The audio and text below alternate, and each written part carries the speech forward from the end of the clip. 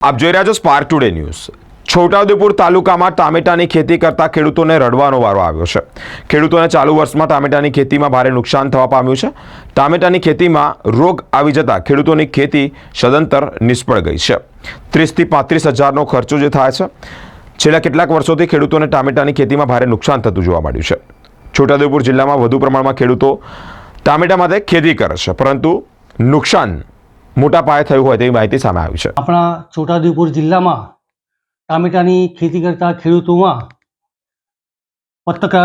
પત્રકારના માધ્યમથી બે રજૂઆત મળી છે, જેમાં ખેડૂતોને ટામેટાના ભાવ ઓછા મળવા તેમજ ટામેટાની અંદર રોગ અને જીવાત આવવી, આ બે પ્રશ્નો પત્રકારના માધ્યમથી અત્રે મળેલ છે। તે બાબતે આપણા છોટાઉદેપુર જિલ્લાના ખેડૂતોને જણાવવાનું કે આપણા છોટાઉદેપુર જિલ્લાની વાત કરીએ તો અંદાજિત 4000 હેક્ટરની અંદર ટામેટાનું વાવેતર થાય છે। એમાં 80% થી 90% વાવેતર આપણા જિલ્લાના ખેડૂતો ચોમાસાની અંદર કરે છે। જૂન જુલાઈની અંદર ટામેટાનું વાવેતર કરતા હોય છે। હવે ટામેટાના ભાવ ઓછા મળવા તેમજ રોગ જીવાત મળવાની વાત કરીએ તો સૌપ્રથમ તો ખેડૂતોને ટામેટાના વાવેતર એક જ સમયે કરે છે આપણા ખેડૂતો, જિલ્લાના ખેડૂતો। કારણ કે જૂન જુલાઈની અંદર વાવેતર કરે તો બધા જ ખેડૂતો જૂન જુલાઈની અંદર જ વાવેતર કરવા માંડે છે। જ્યારે એમનું જ્યારે ફ્રૂટિંગ થાય, જ્યારે ફળ પાકે ત્યારે બધા જ ખેડૂતોને એક સરખું હાર્વેસ્ટિંગ આવે છે। એક જ સમયે બધા ખેડૂતોનું હાર્વેસ્ટિંગ આવે છે। એક સમયે હાર્વેસ્ટિંગ આવવાના કારણે માર્કેટની અંદર આ માલનો ફુગાવો, ટામેટાના ફળનો ફુગાવો વધી જાય છે।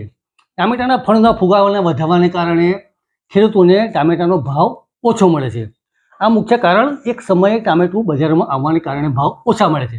આના માટે ખેડૂતોએ શું કરવું જોઈએ કે એક સમય, ધારો કે જૂન જુલાઈની અંદર ખેડૂતો બધા વાવેતર કરતા હોય તો 2 મહિના અથવા પિયતની સુવિધા હોય તો 1-2 મહિના અગાઉ કરવાનું વાવેતર અથવા 2 મહિના લેટ વાવેતર કરે ખેડૂતો।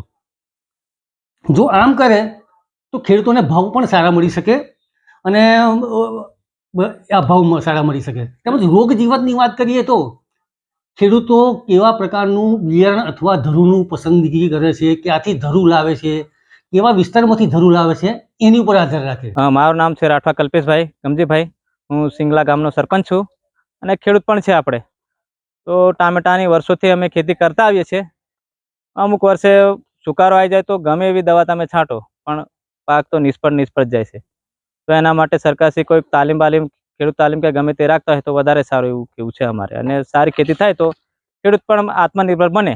લાલુભાઈ રંગુભાઈ રાઠવા, ગામ સિંગલા। છેલ્લા 10 વર્ષથી ટામેટાની ખેતી કરીએ છીએ। સુકારો આવી જાય છે, પછી ખર્ચ બહુ થઈ જાય છે, દવાનો, દોરીનો, તારનો, ટેકાનો બધો ખર્ચ થઈ જાય છે। છેલ્લા પછી 30,000નો ખર્ચ થઈ જાય છે। લફો આ વર્ષે કશું નહીં મળ્યું। મારે માંગ વળતર મળતી હોય તો સારું। નામ ઉમેશભાઈ તેરસિંહભાઈ, સિંગલા ગામ, હોડી ફળ્યા।